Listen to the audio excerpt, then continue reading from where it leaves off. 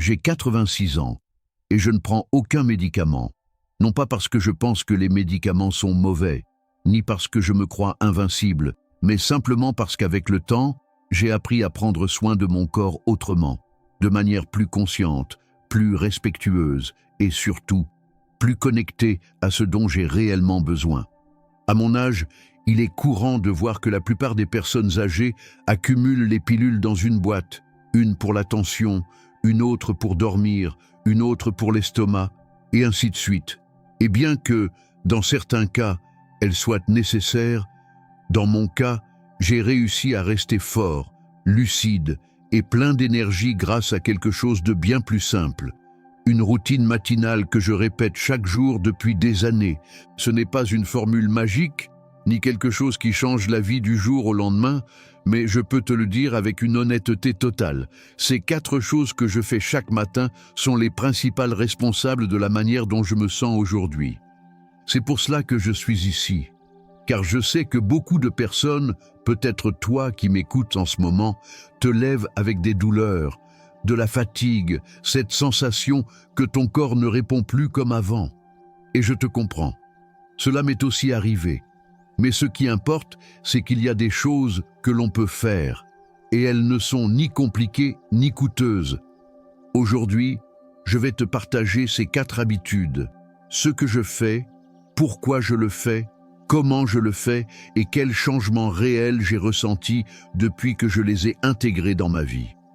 Tu n'as pas besoin de compléments étranges, ni d'équipements coûteux, ni de vivre à la campagne entouré de nature. Tu as seulement besoin d'intention, d'un peu de constance et de l'envie d'écouter ce que ton corps te réclame depuis longtemps, de l'attention. Reste avec moi jusqu'à la fin et je t'assure que quelque chose en toi va résonner. Peut-être que tu découvriras dans cette routine quelque chose que tu cherchais sans le savoir. Et avant de commencer, j'aimerais apprendre à te connaître un peu plus. Quel âge as-tu? D'où nous regardes-tu? Dis-le-moi en commentaire. J'adorerais te lire et savoir avec qui je partage ce petit secret de vie. Tu es prêt? Alors, c'est parti. Parce qu'il n'est jamais trop tard pour prendre soin de soi. Le matin, le corps s'éveille comme une plante après une nuit sans soleil, assoiffé, fragile, lent, en attente de soins. Mais à la différence d'une plante, qui dépend de la pluie ou du jardinier, notre corps dépend de nous. Pendant la nuit, tout en nous ralentit. La digestion continue, mais plus doucement. La circulation se régule. Le foie, les reins et d'autres organes se consacrent à nettoyer ce que nous avons mangé, ressenti et respiré la veille. C'est pourquoi, quand nous ouvrons les yeux, nous ne repartons pas de zéro. Nous sommes en transition. C'est comme si le corps disait « Je suis prêt à démarrer, mais j'ai besoin que tu m'aides ». Et ce que tu fais dans la première heure du jour va déterminer comment tu te sentiras le reste de la journée. Ton niveau d'énergie, ta clarté mentale, ta digestion, même ton humeur. Dans mon cas, il y a eu une époque où je n'avais aucune routine. Je me levais à n'importe quelle heure, buvais un café noir, mangeais n'importe quoi et me lançais dans la journée comme si c'était une course en montée. À midi, j'étais déjà fatigué, avec des maux de tête ou de dos, et je me sentais plus vieux que je ne l'étais. Tout a changé quand j'ai compris que le corps n'a pas besoin de choses compliquées, mais de respect, et que le meilleur moment pour lui en donner, c'est le matin. La façon dont tu te réveilles est souvent celle dont tu vis ta journée. Et si tu répètes cela pendant des semaines, des mois, des années, c'est ainsi que tu finiras par vivre ta vie. C'est pourquoi j'ai commencé à construire une routine matinale à la fois simple et puissante. Et avec le temps, j'ai remarqué que je me sentais mieux. J'ai cessé d'avoir besoin de tant de visites médicales. Ma digestion s'est améliorée. Je dormais mieux. Je marchais plus légèrement. Je me sentais plus moi-même. Chacune des 4 choses que je fais chaque matin a un but. Je ne les fais pas par habitude, mais parce que je sais ce qu'elles font à mon corps. Et aujourd'hui, je veux te les partager pour que tu puisses décider si l'une d'entre elles pourrait aussi faire partie de ta vie. Commençons par la première. C'est la plus simple et pourtant la plus négligée par la plupart des gens. Chaque matin, avant toute autre chose, même avant de parler à quelqu'un ou d'allumer la radio, je fais un seul geste qui a complètement changé ma manière de me sentir dans mon corps. Je bois un grand verre d'eau tiède avec du jus de citron. Cela peut paraître très simple, et ça l'est. Mais ce qui est simple, lorsqu'on le fait avec intention et régularité, peut devenir profondément transformateur. Pendant des années, j'ai souffert de constipation. Je pouvais passer plusieurs jours sans aller aux toilettes normalement.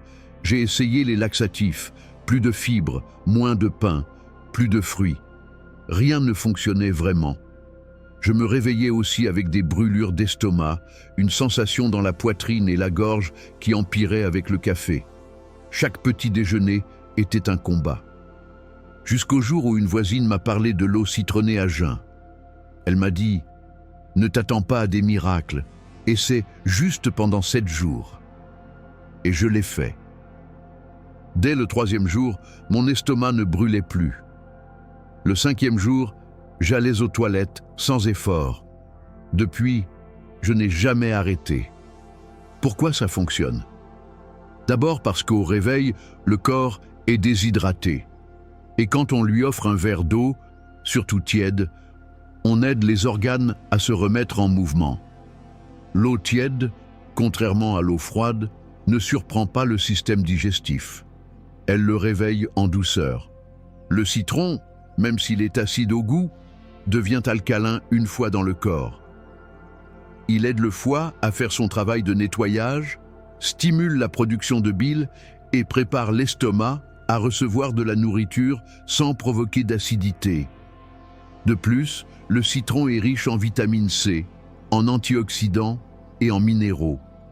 Il renforce le système immunitaire et aide à garder une peau plus claire et plus lumineuse. C'est comme s'il nettoyait les tuyaux internes avant que la journée commence.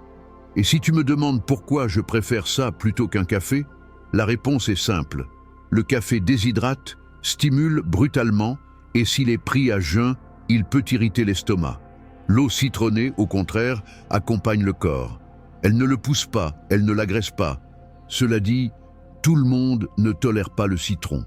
Certaines personnes ont l'estomac très sensible ou souffrent d'ulcères. Dans ces cas-là, on peut le remplacer par une infusion légère de gingembre ou simplement par de l'eau tiède. L'essentiel, c'est l'hydratation douce, pas forcément l'acide citrique. Et comment bien le faire? Moi, j'utilise un demi-citron dans un verre d'environ 250 ml d'eau tiède. Elle ne doit pas être bouillante, juste chaude au toucher. Je le prépare juste après m'être levé, avant toute autre chose. Je n'y ajoute ni sucre ni miel. C'est un moment de connexion entre mon corps et moi. Mais attention, si tu souffres de troubles rénaux, si tu prends des médicaments qui affectent la muqueuse gastrique, ou si le citron te cause des douleurs, ne le fais pas tous les jours. 2 ou 3 fois par semaine peuvent suffire. Et si tu as un doute, demande conseil à ton médecin. Mais si ton corps l'accepte, donne-lui une chance. Parce qu'en s'hydratant avec intention dès le premier moment de la journée, on dit à son corps « Je suis là, je suis avec toi. On avance ensemble. » Et crois-moi, le corps le ressent plus que tu ne peux l'imaginer. Passons maintenant à la 2e habitude. Une qui active le corps de l'extérieur, mais aussi de l'intérieur. Chaque matin, juste après avoir bu mon verre d'eau tiède citronnée, je ne saute pas du lit. Et encore moins, je me précipite pour m'habiller. Au contraire, je reste là quelques minutes, en silence, avec moi-même. Ce n'est pas de la paresse. C'est que j'ai compris qu'avant de faire bouger le corps, il faut éveiller l'âme. Ma 2e habitude matinale est simple mais puissante, respirer consciemment et bouger en douceur. Tu n'as pas besoin d'être souple ni d'avoir pratiqué le yoga ou la gymnastique. Tu as seulement besoin d'être présent. Et ça, nous l'avons tous. La respiration est la première chose. La plupart des gens respirent de façon superficielle, rapide, comme si l'air devait être attrapé en vitesse. mais la respiration est le pont entre le corps et l'esprit. Quand tu respires profondément, quelque chose change à l'intérieur. Alors je m'assois sur le lit. Et si ce jour-là je suis plus fatigué, je m'allonge le dos droit, les mains sur le ventre. J'inspire par le nez en comptant jusqu'à 4. Je retiens l'air 2 secondes. Puis j'expire lentement par la bouche en comptant jusqu'à 6. Je le répète 5 fois, pas plus. Parfois je ferme les yeux. Parfois j'ouvre la fenêtre. Peu importe l'environnement. Ce qui compte, c'est d'être là, vraiment. En respirant ainsi, le corps comprend qu'il est temps de s'éveiller, mais sans brutalité. L'esprit s'apaise. Le cœur trouve son rythme. Ensuite, je commence à bouger doucement. D'abord les chevilles, une à une, en cercle. Puis les poignets. J'étire les bras vers le ciel, comme si je voulais attraper le soleil. Je penche la tête d'un côté, puis de l'autre. Je fais de petits cercles avec le cou. Rien de forcé, rien qui fasse mal. J'aime penser à cela comme une manière de dire bonjour à chaque partie de mon corps, de dire à mes articulations « Bonjour, nous sommes ensemble dans cette aventure ». Et en bougeant ainsi, je sens le sang recommencer à circuler. Je sens que la raideur de la nuit se dissipe peu à peu. Avant, mes matins étaient lourds. Je me levais avec mal au dos, les pieds gonflés, l'esprit brumeux. Mais depuis que je pratique ce petit rituel de respiration et de mouvement, tout est différent. Je me sens plus légère, plus ancrée, et même si tu as une mobilité réduite, tu peux le faire. Tu peux bouger seulement les mains, les épaules, les yeux. Respirer profondément. Ce n'est pas la quantité de mouvement qui compte, mais l'intention avec laquelle tu le fais. Et crois-moi, cela change une journée. Et il y a une dernière chose que j'ajoute à ce moment. Avant de terminer, je fais quelque chose qui m'aide à démarrer la journée dans un état de gratitude. Parfois à voix haute, parfois en silence, je dis « Merci pour cette journée. Merci parce que je suis en vie. Merci pour mon corps, imparfait, mais mien. » Ça peut sembler banal, mais cette gratitude change mon état d'esprit. Peu importe si la journée apporte des défis, des nouvelles difficiles, ou si mon corps me fait un peu mal. J'ai déjà une base solide sur laquelle marcher. Parce qu'il ne s'agit pas de commencer la journée en courant après l'horloge. Il s'agit de commencer en habitant son corps, en saluant son âme, en se reconnectant à l'essentiel. Respirer, bouger, remercier. Aussi simple, aussi profond. Après avoir réveillé le corps avec l'eau tiède et le mouvement doux, je passe à quelque chose d'aussi important, et pourtant souvent oublié. Réveiller l'esprit, mais en douceur. Je ne commence pas la journée avec les infos. Je n'allume pas la télé. Je ne regarde pas mon téléphone. Ma troisième habitude matinale, c'est de consacrer quelques minutes au silence, ou à une lecture qui m'inspire. Pendant de nombreuses années, ma routine du matin consistait à allumer la télévision, les nouvelles, les émissions du matin, le bruit de fond. Je disais que c'était pour m'informer, mais en réalité, au bout de quelques minutes, je me sentais déjà anxieuse. J'avais la poitrine serrée, le cœur qui battait vite, sans savoir pourquoi. Jusqu'au jour où j'ai pris le temps de m'observer. Pourquoi est-ce que je me sens ainsi, si tôt ? Je venais à peine de me lever, et la réponse était claire. Ce que je mettais en premier dans mon esprit, c'était du bruit. Et donc, ma journée naissait dans le désordre. J'ai décidé d'essayer autre chose. J'ai éteint la télévision. Je me suis assise près de la fenêtre. Et simplement, j'ai écouté le silence. Au début, ça m'a gêné. Le silence fait peur quand on n'y est pas habitué. Mais ensuite, il m'a enveloppé. Depuis ce jour-là, chaque matin, je m'offre entre 5 et 15 minutes de silence ou de lecture apaisante. Parfois, je lis un passage d'un livre spirituel, une phrase qui me fait réfléchir. J'ai un petit carnet dans lequel j'ai recopié des pensées au fil des ans, des phrases qui me ramènent à l'essentiel, qui me rappellent ce qui compte vraiment. D'autres fois, je ne lis rien. Je regarde simplement le ciel. Je contemple comment la lumière change, comment le jour prend sa place. Et je me rends compte que je suis vivante. Et ça, c'est déjà un miracle.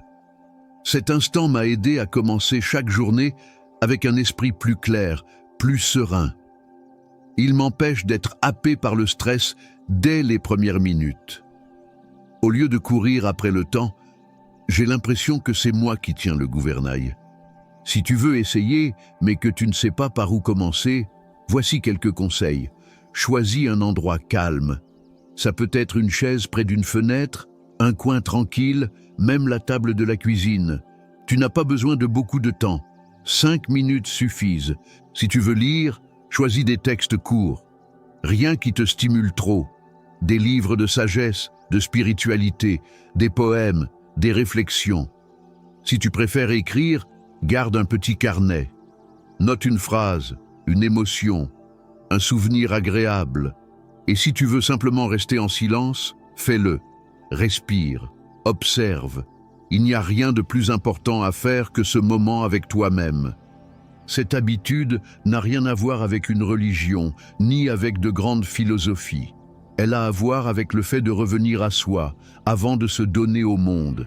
Et justement, avant de répondre à des messages, de courir vers les responsabilités ou de lire les nouvelles, ton esprit a besoin d'une ancre. Et cette ancre peut être le silence ou une simple phrase qui te rappelle qui tu es. Après avoir pris soin de mon esprit avec du silence et une bonne lecture, vient le moment de nourrir mon corps. Et là, j'en arrive à la 4e habitude de mes matins. Une habitude qui, bien que très simple, a tout changé. Le petit déjeuner. Mais pas n'importe lequel. Un petit déjeuner fait avec intention.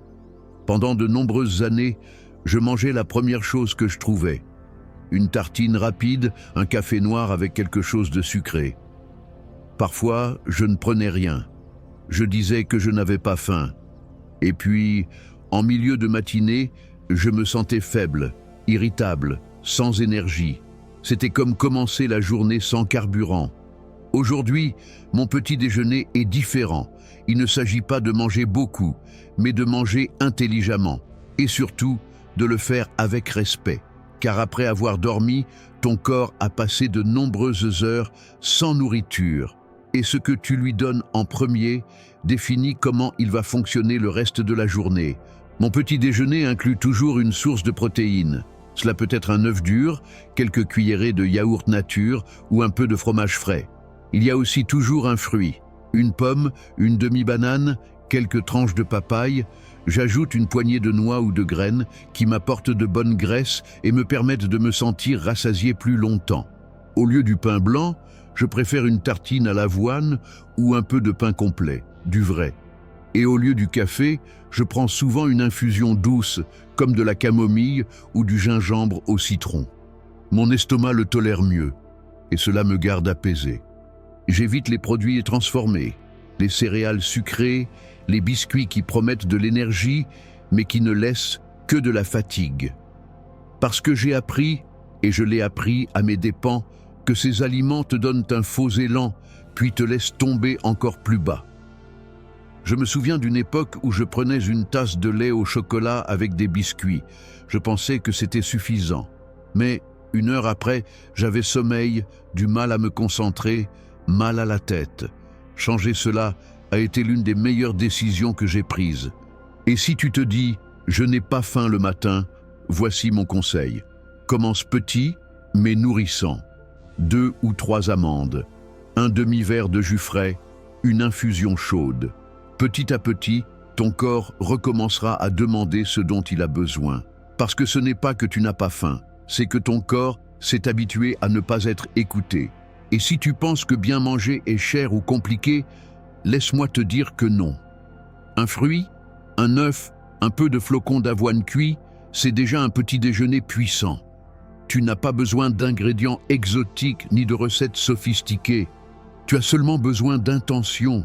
Manger correctement le matin m'a donné plus de clarté mentale, plus d'énergie et même une meilleure humeur. Et surtout, cela me fait sentir que je prends soin de moi, que je commence la journée avec de l'amour envers moi-même. Et tu sais, Prendre un bon petit déjeuner, c'est comme dire à ton corps « je te remercie ». Quand on me demande si ces habitudes font vraiment une différence, je n'ai pas besoin de réfléchir longtemps.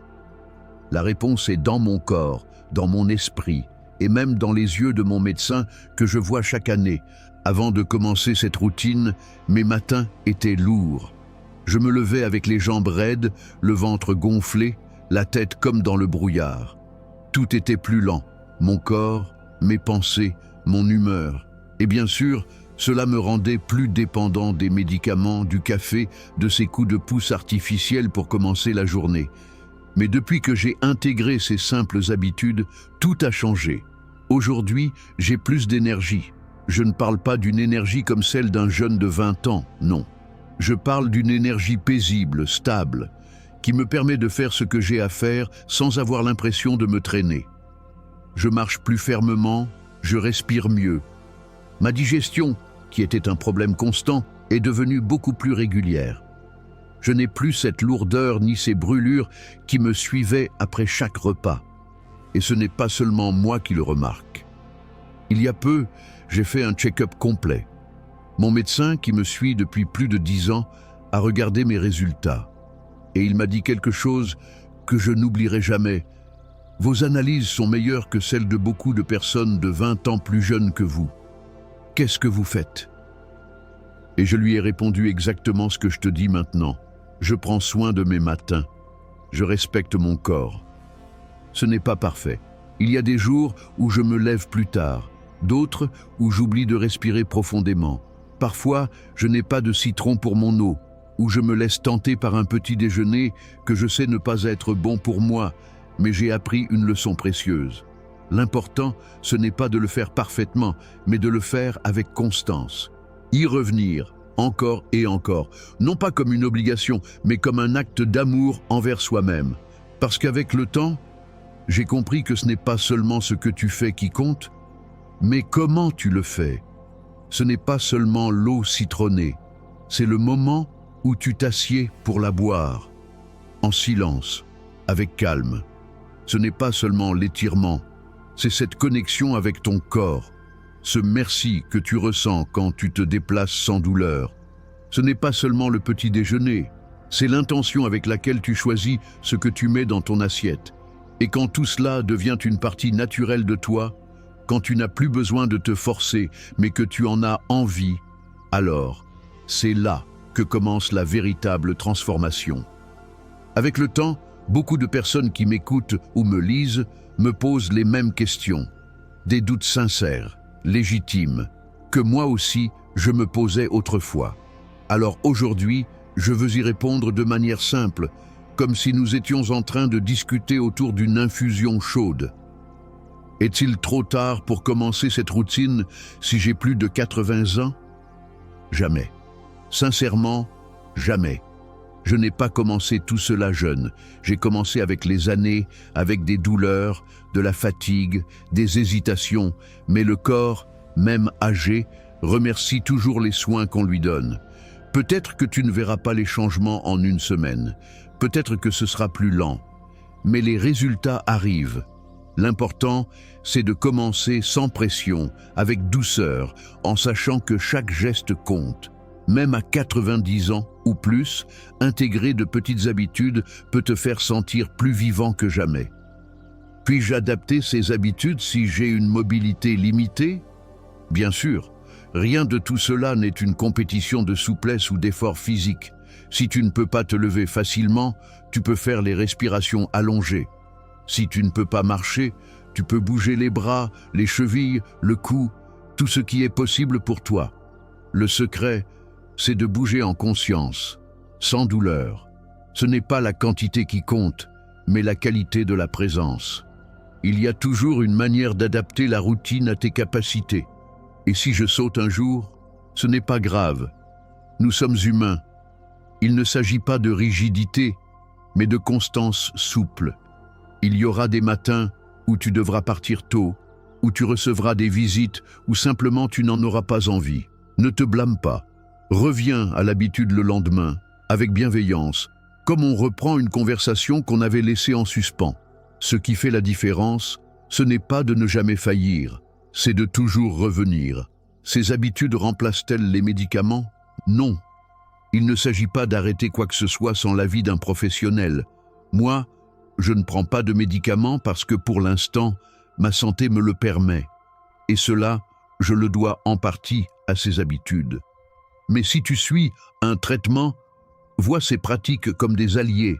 Elles ne remplacent pas, elles complètent. Elles aident ton corps à mieux fonctionner, peut-être même à alléger certaines gênes. Toujours, bien sûr, avec l'avis de ton médecin si tu as une condition spécifique. Et si je n'ai pas de temps le matin, je comprends. Chacun a un rythme de vie différent. Mais laisse-moi te dire ceci. Ces habitudes ne prennent pas des heures. Respirer consciemment, cela prend 2 minutes. L'eau citronnée, moins de 5. Les étirements peuvent se faire pendant que tu attends que l'eau chauffe. Le silence ou la lecture peut t'accompagner pendant ton petit déjeuner. Il ne s'agit pas d'avoir plus de temps, mais d'offrir de l'intention au temps qu'on a déjà. Et si un jour tu peux t'accorder 15 minutes paisibles, tant mieux. Mais si tu n'en as que 5, que ces 5 soient à toi, pleinement, parce qu'une petite habitude, faite avec amour et régularité, a plus de pouvoir que 1000 résolutions grandioses qu'on ne suit jamais. J'aimerais te laisser avec une réflexion sincère, née de tous ces matins vécus.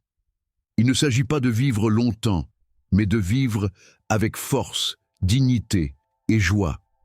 Quand on est jeune, on regarde l'avenir. Quand on vieillit, on comprend que l'avenir se construit chaque matin. Et souvent, ce qu'il y a de plus puissant, ce n'est pas ce qu'on trouve dans des laboratoires, mais dans la simplicité. Un verre d'eau, une respiration lente, un étirement doux, un petit déjeuner choisi avec intention. Ce sont de petits gestes, mais répétés avec amour, ils deviennent les fondations d'une vie différente. Je ne te demande pas de tout changer dès demain. Ce n'est pas la peine de transformer le monde en un seul jour, mais je t'invite à essayer une seule de ces habitudes. Juste une. Cette semaine. Avec calme, avec respect, sans attente irréaliste. Juste toi, t'offrant quelques minutes de vrais soins. Et peut-être que tu te sentiras un peu plus énergique, que tes pensées seront plus claires, que ton humeur, sans raison apparente, sera plus légère.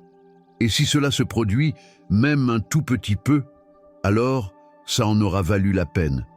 N'oublie jamais ceci, ne sous-estime pas le pouvoir d'une matinée bien vécue. Ce que tu fais dans tes premières minutes influence tout le reste de ta journée. Et jour après jour, c'est ainsi qu'une vie entière peut se transformer. Et maintenant dis-moi, parmi ces 4 habitudes, laquelle as-tu envie d'essayer en premier? Et toi, que fais-tu le matin pour prendre soin de toi? Dis-le-moi dans les commentaires, j'adorerais te lire, parce que, quel que soit notre âge, nous avons tous quelque chose à apprendre les uns des autres. Merci de m'avoir accompagné jusqu'ici. J'espère de tout cœur que mes mots ont semé quelque chose de bon en toi. Si c'est le cas, n'oublie pas de liker cette vidéo, de t'abonner et de la partager avec quelqu'un que tu aimerais voir plus fort, plus en santé, plus heureux. Et avant de partir, permets-moi de te dire une dernière chose essentielle. Si tu veux vraiment prendre soin de ta santé, protéger ta vitalité et ralentir le vieillissement de ton corps, alors va dans la description de cette vidéo. Tu y trouveras une information précieuse sur certains aliments du quotidien qui, sans que tu t'en rendes compte, accélèrent ton vieillissement, à l'extérieur comme à l'intérieur. Découvre de quels aliments il s'agit et comment les éviter.